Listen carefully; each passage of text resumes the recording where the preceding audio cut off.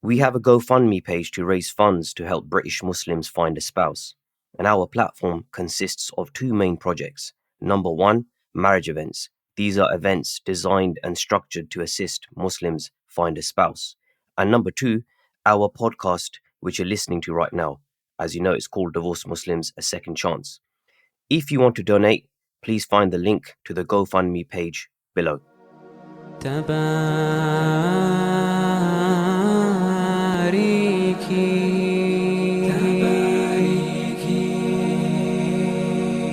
Assalamu alaikum wa rahmatullahi wa barakatuhu. Welcome to Divorced Muslims, A Second Chance podcast. My name is Muhammad and I am your host. In this episode, we are joined by brother Abdullah and sister Noor. Both of these guests are married. They will discuss events leading up to their marriage, and they will also give their opinions about the marriage search from the perspective of being married. Just a warning for everyone, this episode contains sensitive subjects.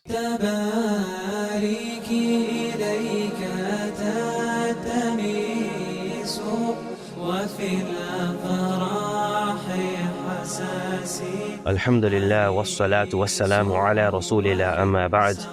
Brothers and sisters, today we are joined by two guests, both of whom are married, one brother and one sister. So, in fact, I'll go to both of them and individually. I'll start off with brother Abdullah. Abdullah, assalamu alaikum, and welcome to our podcast, Divorced Muslims, A Second Chance. Wa alaikum assalam. How you doing, bro? Alhamdulillah, alhamdulillah. You good, yeah? Alhamdulillah, bro. And then I'll go to the other guest, who is Sister Noor. Assalamu alaikum, Sister Noor. How you doing? Wa alaikum assalam. I'm well, thank you. Okay, Abs, give us a bit of an introduction of yourself. My name's Abs. I'm 29, athletic build, 6'4", tall, dark and handsome, soon to be multi-millionaire. Mo's mentoring me, he's teaching me how to become rich. So yeah. No comment. Sister Noor, a little introduction of yourself. I am a 32-year-old female with a background in teaching, and alhamdulillah, I have been blessed with two children, one of each. Good. Okay, I'll go to Abs first. Abs, how long have you been married for? About 6 months now. 6 months, and it's interesting, and I'm sure you don't mind me saying this, your nikah was done 6 months ago, and your walima is within the next month or so, right? Yeah. Inshallah. Okay. Inshallah. Bro, I've got to ask you, man, what was your marriage search like? Hit and miss, bro. I feel like I come across some good girls and then some, I don't really want to say off the rails, innit? But it's not Islamically inclined, I guess. So, yeah, it was a bit of a mixed one. Tell me about the challenges that you faced in your marriage search. I think finding someone that's genuine and then someone that's also like leaning towards the deen, because there's a lot of people out there that, and it's not really just girls, it's guys as well, obviously. They're more for like the dunya and the temptations rather than focusing on, like family and the akhirah. So I think that's one of the ones that like I come across quite a lot. How long were you like looking for from the moment you start your search to the moment you found your wife? So mine's a bit of a weird one, bro. So I was in a 6-year relationship. So it really started after that. I would say about maybe 2.5 years. As in your marriage search, yeah? Yeah.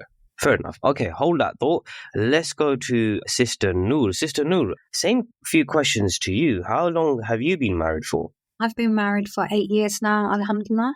MashaAllah, tabarakallah. And what's your marriage search been like? I met my spouse through our family friends. I'd known the family since I was 13, and I was good friends with his sisters. How it actually happened was that his mum had called mine and asked for my hand in marriage for their eldest son. We met once and we decided to move forward after meeting once. And we were comfortable in doing so because we already knew the family, and that was my marriage search. So you didn't do anything outside of this then? I mean, I had other recommendations from like family friends and people, because at the time that I got married, like apps didn't exist. So it was always through recommendations that marriage would take place. I did have other recommendations, but I never wanted to push for a meeting because I felt that it added too much pressure to actually say yes. And I don't like letting people down. And I was always worried that if they wanted it and I didn't, then I would make them feel bad. And I didn't want to do that. So I would just say no from the get-go.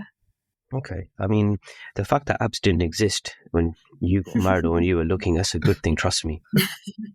I don't know if this question is applicable to you then, but I'll still ask it. What challenges, if any, did you face in your, shall I call, quote unquote, marriage search? I wasn't actively searching for a spouse at the time. Some of the challenges that I did face is trying to find potentials whose mindset and values aligned with mine. That was a little bit difficult because, like I said, that you're finding through family or you're finding through friends of the family. So it's hard to come across people that share exactly the same values and mindset that you have. So that's some of the challenges that I experienced. But I got married quite young, got married at 23. So again, I wasn't really looking for long. If you haven't been looking for long or weren't looking for long, trust me, consider yourself to be one of the lucky ones. Okay, I'll go back to Abs. Share an experience in your marriage search. I know you have plenty of them in the bag, but share at least one, bro. Come on. All right, bro. I guess one that's not too bad. I don't know the kind of information you're down to put out in it. But yeah, I met someone through an app and she was based up north. And then it was crazy because everything just moved really fast in terms of, I think we spoke for like maybe 2 days. And then the company I was working for at the time, they needed me to go up north, literally to about 15 minutes away from where she lived, to do a presentation for like the shareholders of the company at the time. So I called her up the next day to let her know I'm going to be up, so maybe we can meet up. And then when I called her, she was in the car actually with her sister. And then she's let me know like, oh, I'm with my sister, assuming that it might be awkward for me, so I'll hang up and whatnot. Bro, with me, I was just like, oh, yo, hey, sis. Started talking to her sister as well and everything. Like, her whole family just became very like comfortable in that sense. And then we ended up meeting up and everything went good. I think like the date, like we classed it as the worst, best date because it was like she was sick and then we missed a lot of our reservations.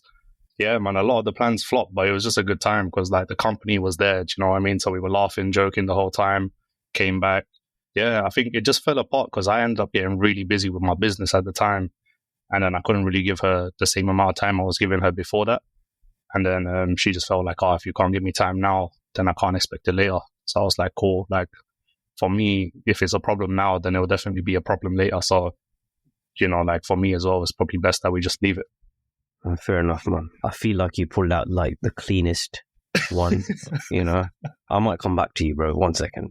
All right, let me go to Sister Noor. I mean, I appreciate your marriage search was, or if I can call it even a search, it was short and sweet. Any experiences that you can share that you had in your so-called, looking for marriage kind of thing? Any of the meetings that you had and anything that you're going to share? Like I said, my experience was guided by my parents, and the only meeting that I had was with my husband. So I don't really have any stories to share. There were a few people that my parents did want me to consider, and I didn't go ahead with them because either I felt that I wouldn't be physically attracted to them. And I know it's not fair to base it off a picture, but you kind of get the gist of someone through the pictures. And again, when I got married, filters didn't exist either. So you were seeing who it actually is. There was no catfishing going on. So there's not much I can share on that point. Okay, fair enough. But let's talk about the meeting then that you had with your husband. Mm-hmm. You meet him for the first, husband to be at the time. You meet him for the first time. Yeah. Talk me through that. He came with his family. We live in a different city now, so he was from a different city. So they travelled for quite some time to come to my house. The family sat down together. We had dinner, made sort of light conversation. As I mentioned, we already knew the family, so we all felt very comfortable. And then I had the opportunity to sit alone with him in the conservatory just so that we could have a chat. And we just talked about random things, really. I can't even recall anything that kind of comes to mind. We just talked about what we were looking for. He was actually quite shy and a bit quiet, and I was doing a lot of the talking. So maybe I should have thought about that. But He seemed like a nice guy. I really liked his family. I think because I already knew the family, it was kind of going to be a yes anyway. My family had already done their due diligence and asked the right questions in terms of his practice level and whether he's able to financially provide for me. So those kind of things were already covered. It was just to kind of check if our personalities would click, and they did. So we just decided to go ahead with it. I appreciate you weren't necessarily actively looking, but what was your criteria when you were in this meeting? I think my criteria at the time was that I wanted somebody that was conscious or had consciousness of Allah, someone who was British born, someone able to provide, someone wanting to explore life and experience new things. In terms of physique, I wanted somebody that has athletic build, someone who was tall, and someone who had a beard. So not the biggest list. You're not the smallest either. You're not. Okay, and I guess $1 million question, what was the reason that you decided that, yes, he's the one, I'm going to marry him? My family and his family, we just got on so well, and that was enough for me. Coming back to Abs then. Abs, how did you come across your missus? Tell us your story. It was actually through a family friend, same as a sister, to be honest. My dad was back home at the time, he had just finished his battle with cancer and successfully got through it. I decided to just send him to Pakistan to chill out for a month and then do Umrah on the way back because he really wanted to do it. And then while he was out there, he went to visit one of his friends he hadn't seen in a while. I think they just started talking about it, this, that. And then he asked him oh, look, I'm looking for my son because he's actively in his marriage search, but he's not really finding anyone at the moment. His friend was like, look, man, we're here, at a wedding, this family that my brother's married into, they're looking for their daughter. So why don't you, go see her, have a chat with her, see how she is. And then if you think your son would be into her, you can introduce them. And then it was literally just from that. We had a video call initially, both families, everything was really nice. They didn't really ask about my career or anything like that. They were just focused on getting to know me, which I valued quite a bit. And then, we met up in person, had a couple conversations. It was only not even 2 months ago that my wife found out what I do for a living. She didn't even know. So after marriage? Yeah. After marriage, she didn't even know what I do. She still doesn't even know how much I earn or anything like that. Her parents, they don't even know what I do or make. Do you know what I mean? So they were literally just focused on finding someone that's going to be good to their daughter and, is just a good guy overall. And then for me as well, it was just a case of the morals and values aligned. The things I was looking for in terms of characteristics were there. Both the families got on so well. That's what made me say yes. Even now, my parents are literally with my in-laws. They've been there for about almost 2 weeks now. So, I can't complain, alhamdulillah. You said that she didn't know what you earn, but she's in for a very pleasant surprise, isn't she, Abs? Maybe. Just say no comment, bro. I guess, you sort of already answered this, but I'm still going to ask you directly. So think about those moments where you did come across the first video call and then the first meet up and the family setting. What was it that in your heart that made you think that, yes, I want to marry her? Honestly, bro, I think it was from God. I don't know if you remember when we spoke before, initially, after I'd come back from doing the nikah, I had done it right after Umrah, the final time that I went to see them. The night before I said yes, I actually done the Hajjud namaz. I done istikhara with the Hajjud. Yeah, the next day, she was literally just at the house, in the morning. I didn't even know. I just woke up and everyone was yo, get ready. You need to go outside. She's waiting. Why don't you guys sit down on your own, talk, this, that. And it was just good conversations, bro. And then by the time it got to the night, something in my heart, my head was just telling me, say yes. And then, the normal questions that I would have asked as well, which I've asked everyone else, I completely forgot. They weren't even in my mind at the time when I was talking to her. It was only after, we had already done the nikah. I was oh, I haven't even asked these. So, yeah, I genuinely just feel it was from Allah that this was the right person for me. So he put it in me, that feeling of wanting to say yes. Well, what about this, man? What were you like as a person? What was Abs like before he got married compared to after you got married? I know it's been a short period of time for you, but how's marriage life changed you? The fact that you're laughing, bro. How has marriage life changed you, bro? Oh, okay, cool. Because I thought you were asking like completely before marriage. I was No, like, no, yo, no, you no, gotta no. specify what era, bro, because it's very different. I'm asking you how the married life changed you. What were you like before and after? I feel like I'm still the same, to be honest. Like, because we're not living together, so it's a bit different. So, like, my work ethic is still like you already know, bro. Like, gym at 6 a.m. I come back, do my 9 to 5. After that, I'm going to manage my business, doing stuff around the house. I've been doing this construction work and stuff. I literally just finished all the electrical, so I've just been really busy, bro. So the only thing that's changed now is that I've got the next 6 months planned to just chill. So, chill, maybe travel a bit, like relax a little more as well. And I feel like I've become more family oriented as well. Like people I never really used to see as much, I'm seeing them a bit more often now in terms of family. Like literally just this weekend, bro, I hosted a cookout, had all my close family and friends over and just cooked for them. Let me go to your sister Noor. Same question to you. I appreciate you were 23 years of age, right? Yeah. But I feel like maybe you can answer this in a different way to Abs because he's new into his marriage. Mm-hmm. I could probably ask him that question in a year's time to see what changes have occurred. But what about you? What was Noor like before marriage and after marriage? Before marriage, I feel I was able to be more carefree, didn't have much understanding of life. I was young, just graduated. I got my first real job as a recruitment consultant. After marriage, I had to change my career to better suit my new lifestyle, responsibilities and expectations. So I feel that with marriage, there was a lot of changes that had come. Some of those things are things like I felt that I had to become a lot more responsible. I had a lot more responsibility. Surprisingly, in a positive light, I feel marriage showed me that I'm capable of a lot more than I had thought. I've done so much at the time of being married than I did when I was not married. I learned to drive whilst I was married. I went back into education to become a primary school teacher whilst in marriage.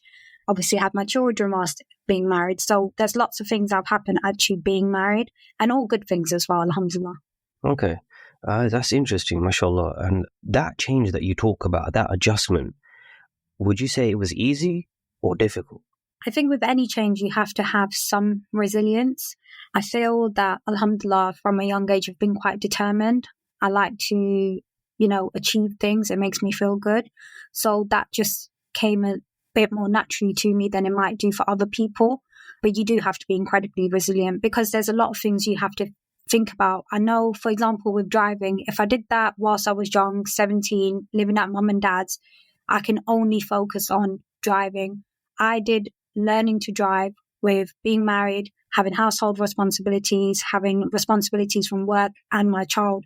So that time is limited that you can actually really invest in yourself. You know what? It really improved my time management skills. That was one of the biggest changes being married. I appreciate your honesty. Okay, gonna get your opinions then on a few very, very hot topics in relation to marriage and the marriage search.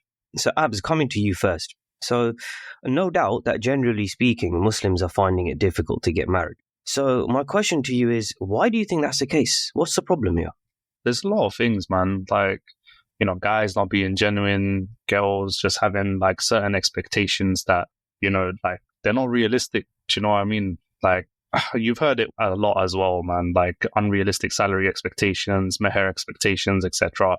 A lot of people for both genders like to use the religion as well as a way to one up the other. So like, for example, like even simple things like, cooking, for example, like we've heard it many times, like, I don't want to cook, I don't have to, like, it's your duty, like if I don't want to cook, you have to get a maid, etc. Like, bro, who can afford a maid in this country?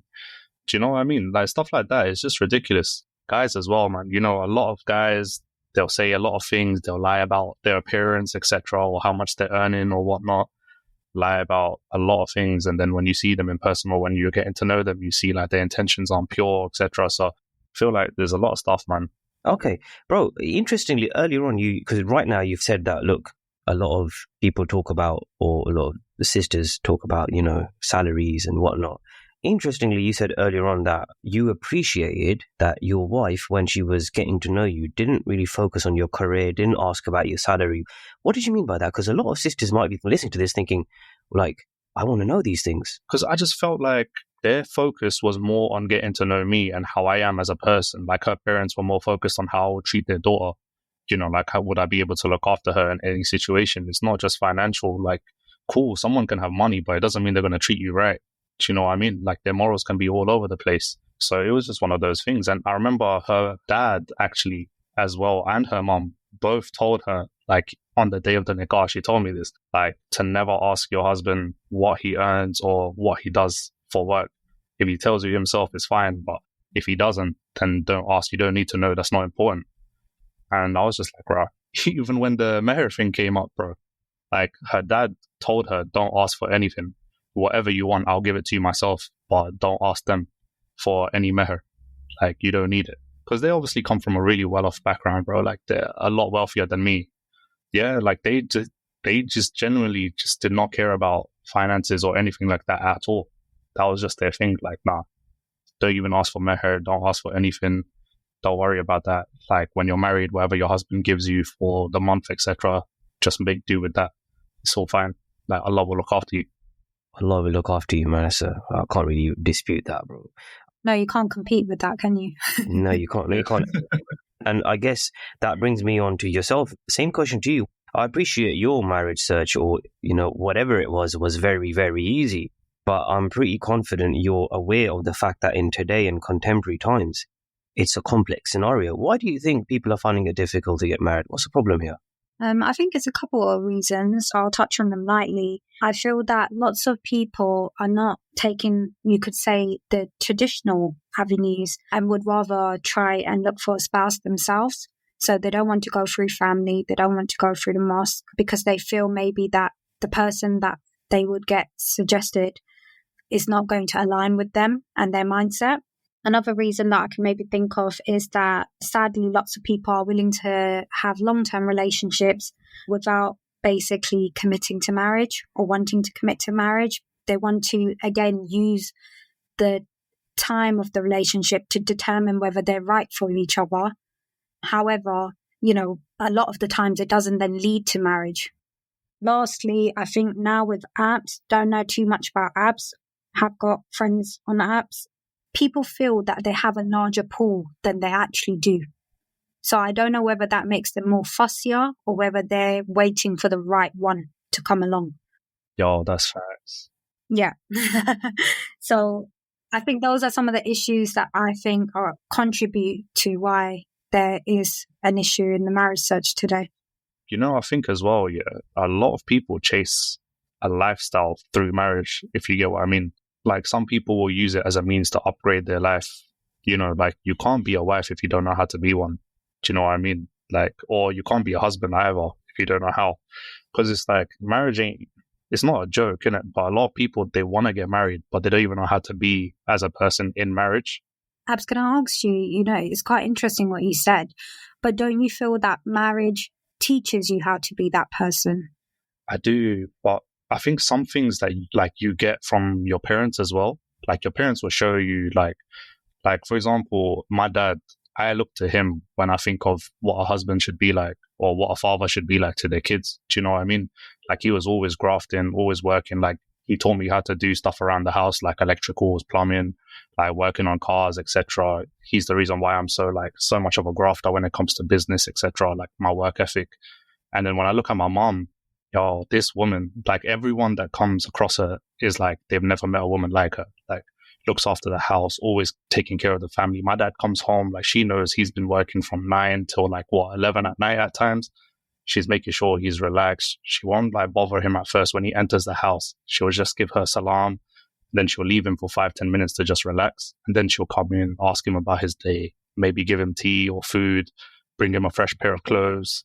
Did your spouse come from a similar setup in their home as well?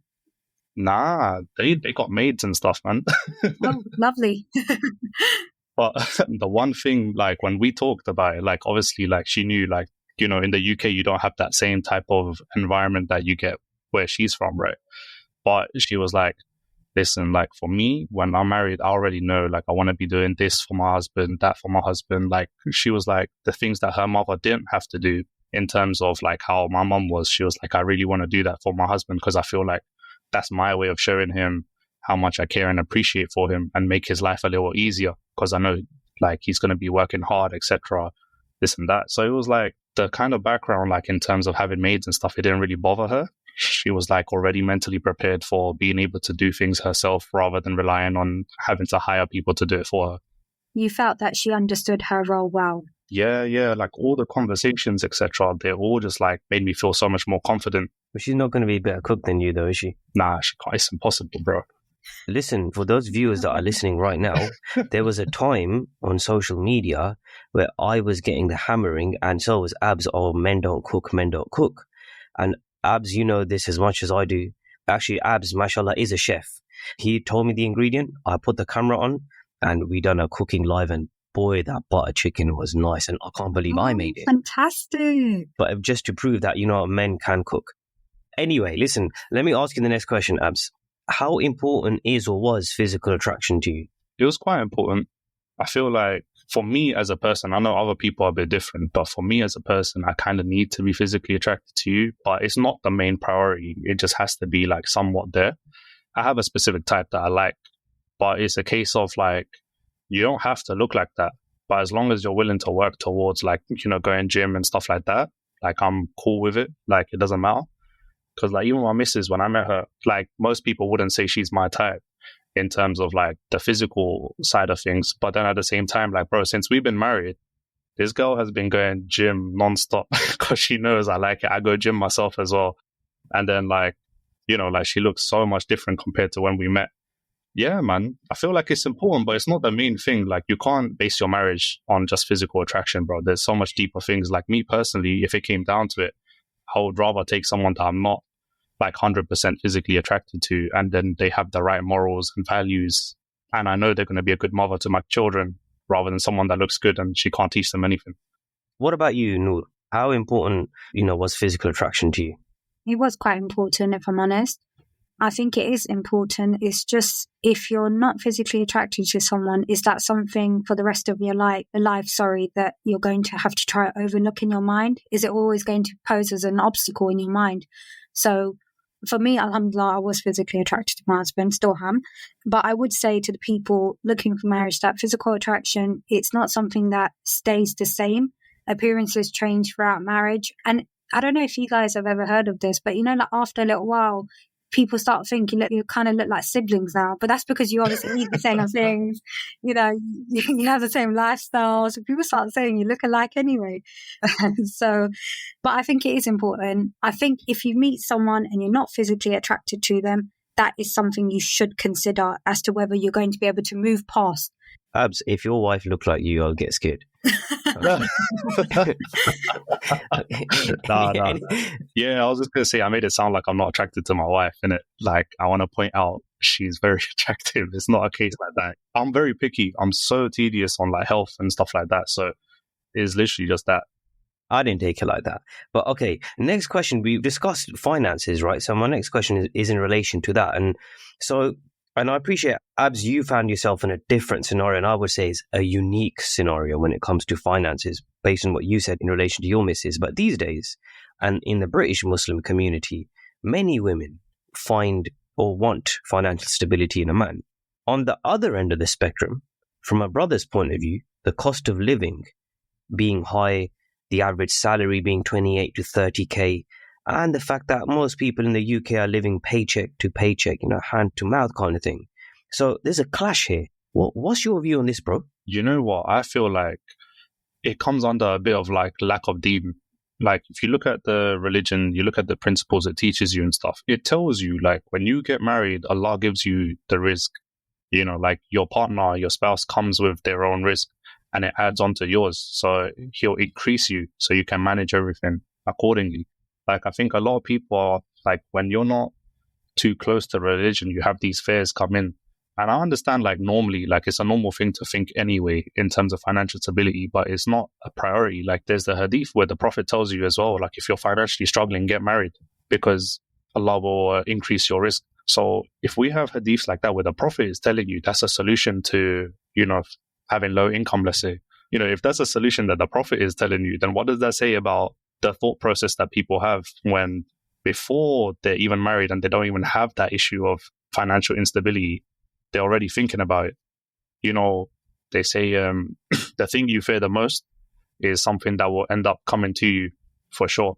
So if you're always thinking about, you know, you don't want to be poor, etc., this and that, that situation will come upon you to test you.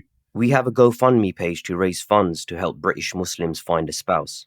And our platform consists of two main projects. Number one, marriage events. These are events designed and structured to assist Muslims find a spouse. And number two, our podcast, which you're listening to right now. As you know, it's called Divorced Muslims, A Second Chance. If you want to donate, please find the link to the GoFundMe page below. What about you, Sister Noor, on this whole women wanting financial stability and then the clash on the other end of the spectrum being it's very difficult for a man or generally average person to be earning a certain amount, you know, or earning a high amount. What's your thoughts on that? I personally think there's nothing wrong with a woman wanting financial stability from her husband, especially if you want to adopt a traditional dynamic in your home where the wife is at home and not working and the husband is the provider. However, like when I got married, as I mentioned before, I was quite young. So we looked more at my husband's work ethic and whether he understands that it's his role to be the provider. And he wasn't making a lot of money, you know, when I married him compared to now, 8 years later. So I think it's important to check whether somebody has the mindset of wanting to provide for you, because sometimes people have money, but they don't actually want to provide for you. So you have to be careful. It's not all about job titles and job roles. You have to look further than that.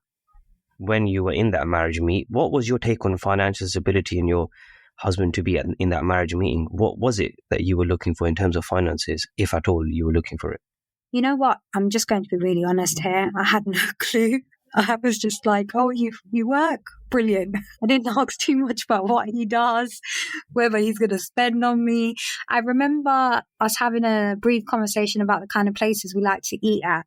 And at this point, we're now engaged. So we went out to a really, really fancy restaurant, which was nice. And he turned around and he said to me, this is nice, but I can't do this all the time. And I looked at him and I thought, what? No, I'm joking. I was like, no, I understand. So, you know, he kind of gave me, just before I married him, where I couldn't change the venues or the dates, the invitations were sent out. He dropped that, but it's okay. It's all right. It's the fact that he wanted to take me out. It's enough.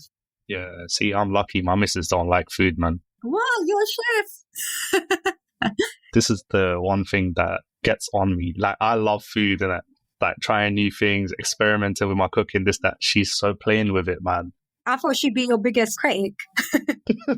I don't think he's cooked yet for her. Oh, because you haven't had your ruxity, like your valima yet. So yeah. Okay, no, fair enough. So you're not living together at the moment. No, we're not. From December, inshallah. But like, I send her snaps of whatever I cook and stuff, and she'll just be like, where's the dal? Where's the roti? Like, I'm like, bro, really? Really? Like, you know, on Saturday, yeah, I swear to you, I made potato salad, coleslaw, 2 different kinds of potato salad, yeah. Coleslaw, cornbread, mac and cheese, barbecue wings. There was my chicken dip, which like got finished straight away. And then there was like some dessert. I can't remember what it was. Like, it was just like a random one I threw together. Bro, there was like 30 people and every single thing was wiped clean. I sent a snap of all the food. Every single person like commented on raw. There was no invite. And she's just like, people eat that. And I'm like, yo, come on now. Wait till she tastes it, man. If you can make me cook good, I'm sure you cook good as well, bro. End of story. You already touched upon this, Abs, but we'll talk about it directly. As you know, these days, there appears to be many, many women, not everyone, but many women who want high mahr amounts. What's your take on that? And I wanted to ask you guys, and again, this is only if you're comfortable answering this, what was it that you paid as mahr? But first question is, what's your take on this whole, I want high mahr amounts? Like, on that, man, I think it's like, you're making it difficult for yourself to get married. Like, unless you come from like a upper class sort of background where your potentials can afford it, it doesn't really make sense to have that just in your head. Like, oh, I want, for example, 20k, 30k meher. If anything, you should base it upon the potential that you want to get married to and what his income is at the moment. and then ask accordingly in regards to that. But, like Islamically, and the sunnah is to keep it as low as possible so it's affordable and easy for you to get married. You going to give us a range of what you gave? I mean, you already know her family didn't really ask for anything, so it was whatever we kind of offered. So it was around the 5 mark. All right. What about you, Noor? What's your take from a sister's angle, seeing like in this day and age, many women asking for extremely high mahar amounts? Like, what's your take on that? I think it's nothing wrong with asking for a respectable amount. Obviously, you have to take the guy's ability into consideration. So you can't ask somebody that's only earning 35k a year for £20,000. It just doesn't work. But I don't think there's anything wrong with asking a respectable amount. You guys might disagree with me, but I do believe psychologically when a man invests money, he's more likely to stay. There's obviously other reasons why a man should stay. Of course, one of the biggest is consciousness of Allah and the fact that it's a Islamic contract. But I think when men have invested a lot of money into women, they feel like, no, I can't leave now. And they're a bit more careful in how they tread. Is that a good thing or a bad thing? Because that sounds like a transaction. I feel like people would have the mindset of now she's like, I own her type of thing because you've paid so much. Maybe, yeah, I see what you mean, but I'm not saying like a ridiculous amount. You know what? It's so funny because that's exactly how I thought. But I'm just saying that now in this day and age from everything I hear, but my personal experience, I'm happy to share what I got. I got £300. I didn't even ask for my hair. My family did it all. I don't even know what it was. And then his dad gave it at the time of the nikah to my dad, who then gave it to me. And then me and my husband were on the way back to his house, and it was a very long trip. And we stopped at a service station, and he gave me another £300. And I was like, what's this for? And he's like, it's your meher. My dad said I have to give it to you. And I was like, no, your dad's already gave it. And then he was like, oh, okay. And he's like, you can still have it. And I was just like, whoa, I'm £600 richer than I was yesterday. So again, for me, it wasn't a thing. It didn't even cross my mind. Clearly he went to the cash machine. He went to the cash machine, took 300 out, and he gave it to her. Literally, it's the withdrawal limit. Yeah, exactly. The issue with paying a high meher. Yeah, for example, let's say you've paid 30,000 for a meher, bro, and then it turns out the next day you figure out she can't cook and stuff like that, bro, and you both can't cook now. You'll just feel like, bro, that money's just down the drain. I know what you mean. And personally, as a woman, I wouldn't like for anybody to hold anything over my head. And I know that some families do sadly do that, and husbands. But I think that's why I said a respectable amount. I mean, if I was to get remarried today, I might ask for a little bit more. Just because I think now I understand what meher is actually for. It's not to go blow it on your honeymoon. It's there as a form of, security for yourself. I've only changed my view because now I understand the purpose of meher. So that's why I said maybe a little bit high, but not too much. Nothing extreme or ridiculous. Okay, fair enough. Abs, one of your favorite topics, bro. What's your view on polygamy? Come on, I'm already looking for the second. No. I'm joking. No, I feel like, bro, for me personally, I don't know, man. I feel like it's not really a thing where you need to do it. I don't know, like fair enough to the people that can do it and they're able to, fulfill all their responsibilities that they have. I don't know. I don't see the point of it, to be honest. Like my missus, we've had that conversation where she brought it up, and there's one situation where she was like, yeah, like I would want you to. Other than that, man, personally, I don't really see myself doing it or see a point in doing it. Can I guess what that situation is? If she's unable to have kids. What about you, sister Noor? From a female point of view, what's your take on polygamy? I think it is permissible in Islam, so we can't say it's, wrong. I feel that for you to have more than one wife in this country, it just doesn't work. And I don't mean because of legal things or whatever, but, we don't live in an Islamic country. It is up to you as when you both become parents. It's your responsibility to embed those Islamic values into your children, and that requires a lot of time. So if you're somebody that is married to more than one person and you have to go to work, and you have to be obviously a provider, how are you going to split all that time?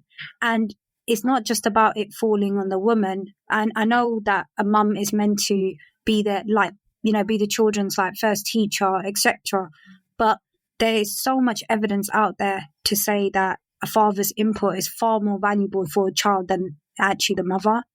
So I just think because of the way this country is set up and we're not in an Islamic surrounding. Okay. What about you, Sister Noor? Who's more to blame when it comes to people not being able to find a partner, men or women? I think from my understanding, it's men, because I don't have a lot of men around me, so I don't know their point of view. But I have a lot of women around me, and a lot of women tell me that men don't want to commit. They're not serious about committing, so I'm going to put it down to the man. Yo, be honest. You've been spending bare time with JB, innit? She has actually. Yeah, that JB's infected her still. Bro, it's not just JB, man. She's got 2 other ace of spades that she hangs around with that influence her a lot. But we won't talk about them now. Anyway, last question to you, both of you. So starting off with Abs. Bro, what do you think the solutions are to this problem of the difficulties in finding a spouse? What advice are you giving to people who are looking for marriage? My advice would be write down the characteristics and the morals or principles that you want to look for in a person that are important to you, and focus your marriage search around that. Forget about finances. That's something that comes from Allah, regardless. Like, you can marry someone rich and he'll become broke during that marriage. So what does that do for you? Like, you need to find someone that's going to be looking after you, treating you right, doing the things that you expect of them as a wife or a husband. And, you know, like someone that you feel like would be a good parent to your children, whether it's like a father figure or a mother figure. Like, those are really important. And then also how they're going to integrate with your family and whether they'll get along, etc. And what about you, Sister Noor? What do you think the solutions are to the problem of the difficulties in finding a spouse, and what advice would you give to people who are looking for marriage? I'm just going to second what Abs thinks. I feel that if you do make an effort to understand yourself better, it's just that one step closer to finding the right person. Also, I would say learn about the purpose of marriage, what it actually means, and understand your role better in a marriage and your husband's role as well, or whatever the opposite gender is. All those things make it a lot more easier.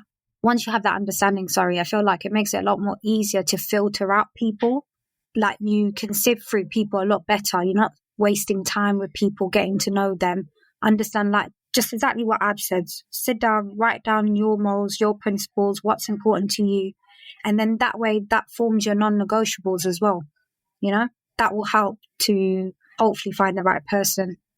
Abs, before we do the rapid fire round with both of you, bro, I'm going to ask you again, share with us another anecdotal experience, man. Tell us about the one where, you know, you had to fix a tire.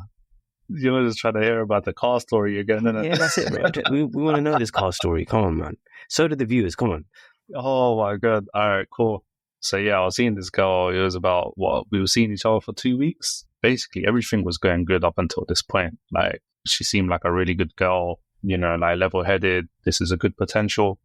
Next thing you know, bro, I'm at the shop and I'm working. It's like, maybe like 11 p.m., something like this, or maybe midnight. And I get a call from her friend saying, yo, you need to come here. Like, her car's broken down, etc. This, that, she can't get home, blah, blah, blah.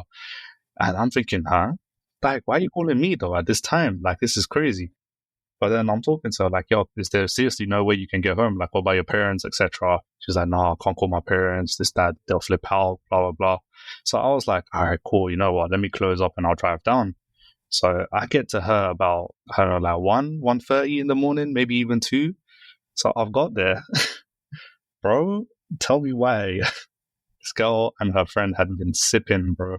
Sipping. So they were intoxicated. Carry on. Yeah, so they were intoxicated, and I was like, nah, there's no way. Like, I've driven down for this. Like, you're intoxicated. Oh, bro, I was so annoyed. Like, usually I don't even raise my voice. And, like, at that point, I was trying so hard not to just, like, go off on one, innit? Because that was, like, a big no-no for me.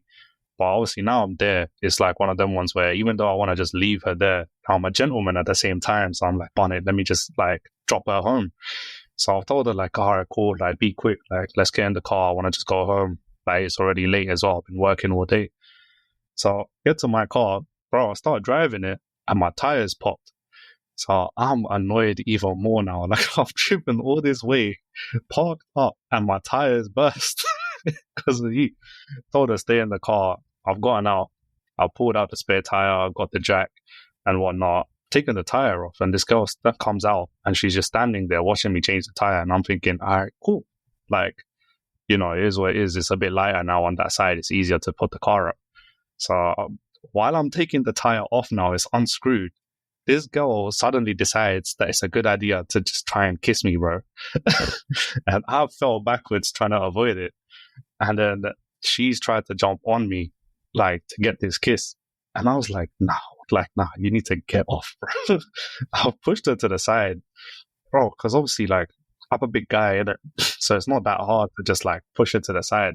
But as soon as I've done that, she's upset now. She's just, like, standing there like, oh, why don't you want to kiss me? Why don't you want to kiss me? And I'm like, are you all right? Like, because nowadays, when you meet someone, I swear to God, you have to specify if you're on doing stuff before marriage or not. And like, we've had this conversation bare times where I've told her, listen, like, I'm not trying to do anything before marriage. Like, it has to be after marriage, whatever. So she already knows. And now she's asking this stupid stuff. And I'm like, first of all, I don't want to do anything before marriage. Second of all, you're drunk. Do you really think I'm going to have my first kiss with you while you're drunk? Bro, I've told her to get in the car because at that point I was so annoyed. And she's literally just gone straight into the car, finished changing the tire and whatnot. I've come inside, started driving home, etc. She's all in a mood.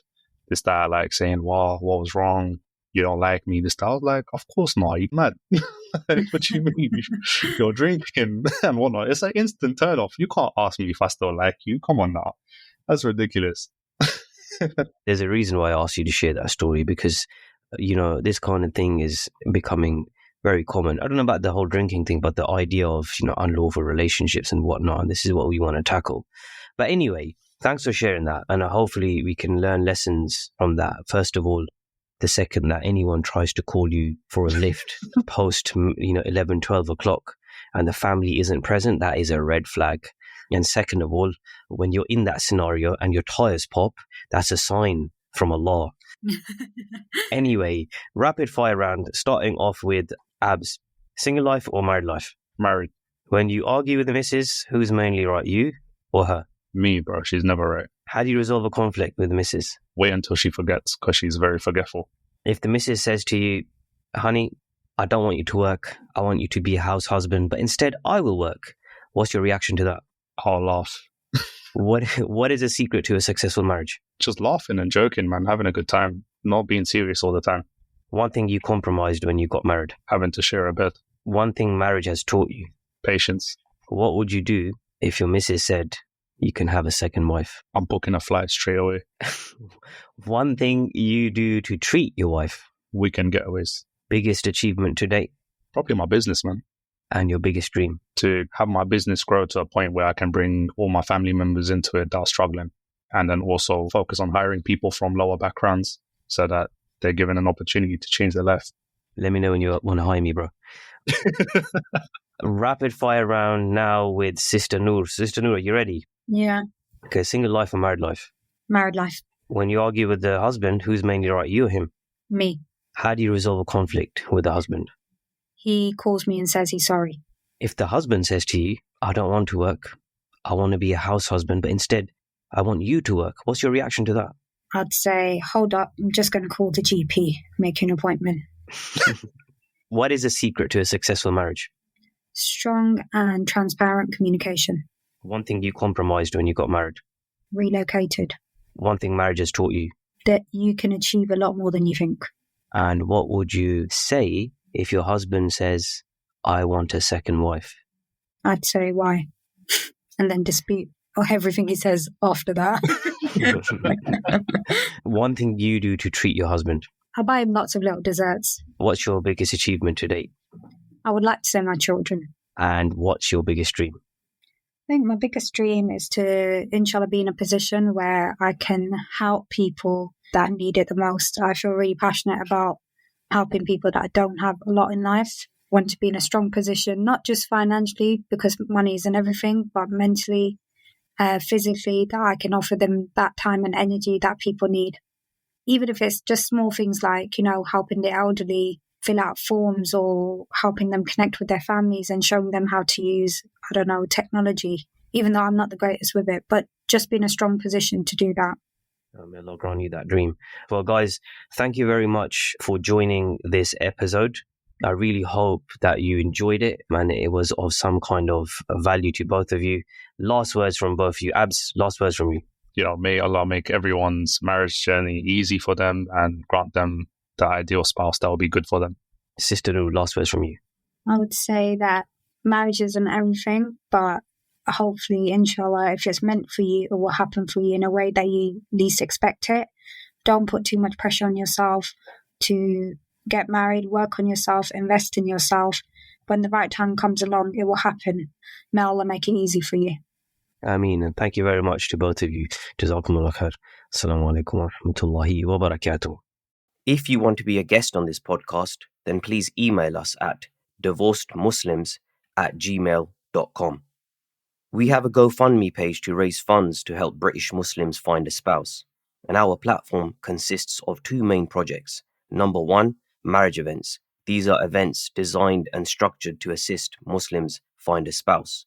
And number two, our podcast, which you're listening to right now. As you know, it's called Divorced Muslims, A Second Chance. If you want to donate, please find the link to the GoFundMe page below.